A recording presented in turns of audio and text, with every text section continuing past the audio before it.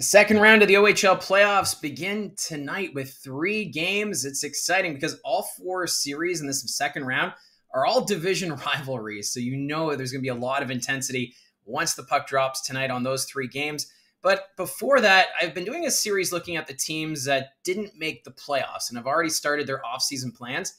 So I wanted to continue that, looking at the teams that were eliminated in the first round of the playoffs.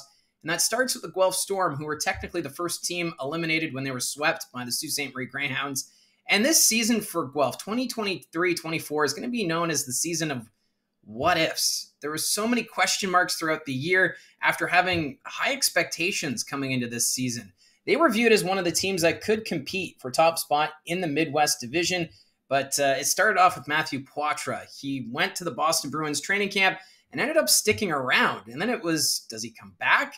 And then he went to the World Juniors, played for Team Canada, and the question was, will he join the Storm lineup before the OHL trade deadline? And ultimately, well, he stayed with Boston because he ended up suffering an injury and didn't return. So that was the first what if. What if Matthew Poitras played for the Guelph Storm this season? How much more points would this team have with his knack for scoring goals in this junior hockey league level?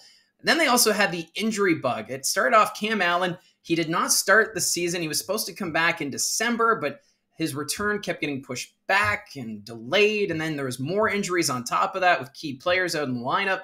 And then with the Guelph Storm, they couldn't find the back of the net. Their goal scoring dried up at times. But the one bright spot was Braden Gillespie. Turned out to be a really solid goaltender for this Guelph Storm team. For him, he also experienced some injury problems down the stretch. He missed a couple games in that first round series against the Sioux Greyhounds, but Gillespie, he did everything he could. He stood on his head to keep the Guelph Storm in the games, to stay competitive, to ultimately hold on to a playoff spot in the Western Conference, which ended up being very competitive down the stretch. And for Gillespie, he had a record of 23-21, 3-1, so not too bad. His goals against average was 3.15 and an .898 save percentage. So that save percentage, pretty good considering this team had some issues getting wins. They had a losing streak near the end of the season. I think it was a 9-game losing streak going into the final few weeks of the regular season. So the Guelph Storm getting good goaltending. And they also had Damian Slavic, who backed up Gillespie. He did pretty good as well. He had a record of 10-6-3 at 3.05 goals against average and an .881 save percentage. So the goaltending kept the Guelph Storm in it as they were still trying to figure out ways to get the offense going, because that was the big problem with the Guelph Storm. It was just the offense and finding ways to get goals as players were in and out of the lineup due to injury at time, and then you're still waiting. If Poitras is coming back, what do you do at the trade deadline? And it kind of handcuffed this team throughout the regular season. And let's look at the top 10 scorers from the regular season. Jet Luchenko, he had a great season with the Guelph Storm, led the way with 74 points, 20 goals, 54 assists. So Jet Luchenko, he was a fun player to follow all year long with this Guelph Storm team. Braden Bowman, the captain, 37 goals, 34 assists, good for 71 points. He was a great leader of this team.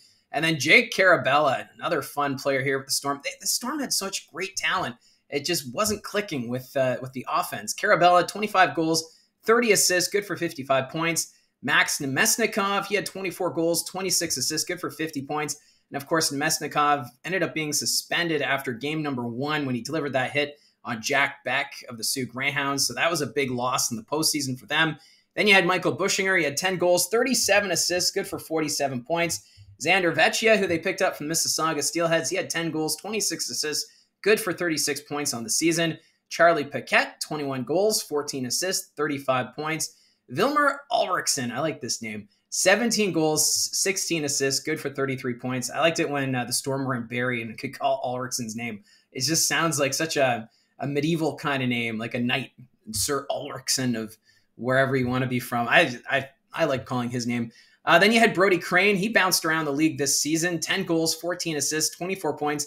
Started the year with the London Knights, then had a pit stop with the Niagara Ice Dogs before ending up in Guelph, the OHL trade deadline. And he fit in great down that stretch before the playoffs and even in the postseason. So Brody Crane ended up 9th in scoring on this Guelph Storm team at the end of the season. And 10th was Gavin Grunder, 7 goals, 23 assists. So Grunder also having a good season for the Storm. But if you notice, not a lot of the younger players there in the top 10 in scoring, a lot of veterans. Guelph was a very veteran-laden team, and that's why there's going to be a lot of tough questions for general manager George Burnett in this offseason, because you can only play 3 overagers per game. And then you can hold a few as you try to make that decision at the start of the season. But this lineup could look pretty different going into next year. Your overagers graduating already include Braden Bowman, Braden Hislop, and Chandler Romeo.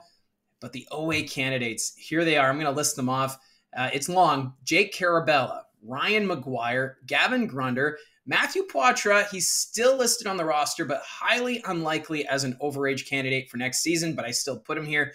Max Nemesnikov, Xander Vecchia, Brody Crane, Michael Bushinger, and Thomas Budnick. So there's a lot of options to choose from here for overage candidates, and George Burnett, I think, he's going to have a tough summer figuring out which players do you move. And of course, some of these players could sign contracts with their National Hockey League team and then start the season in the NHL or in the American Hockey League. And then we have to wait and see if they get sent back. So this team, I think they're in an okay spot to be competitive next year. Of course, Gillespie and Slavic, they're both 2005 born players. So both goaltenders are going to be back, which is great. That's going to be solid. If you can get the good goaltending again, they will keep the Guelph Storm in contention for a playoff spot. I don't think they're going to compete for top spot in the Midwest Division, but you just never know from season to season. A couple of the other players who I didn't even mention, they could have some career years. And then we're looking at, what do the Guelph Storm do? Do they add before the trade deadline? Do they stay a status quo? Because this is a Guelph Storm team that I think a lot of people thought were going to have a strong season, but it was a bit of a disappointing way to end the regular season. And I think it all started with the Matthew Poitras question about whether or not he comes back. So we'll see what happens going into next season. The Guelph Storm, they do have the 9th overall pick in the draft for tomorrow. So we'll see if they go with a forward or a defenseman. There's a lot of forwards who are projected to go in the first round, so they might look to offense. But this is a Guelph Storm team. A lot of what ifs. And as their season ended up being a sweep in the first round of the playoffs against the Sioux Greyhounds. And if you're a fan of the Guelph Storm, let me know your thoughts going into next season. Who would your 3 OA candidates be, as you've got 8 names to choose from, as it's not an easy task right now for George Burnett. But yeah, I'd love to see the interaction. And thank you very much for all your support. And don't forget to hit like and subscribe. And we'll talk to you again soon.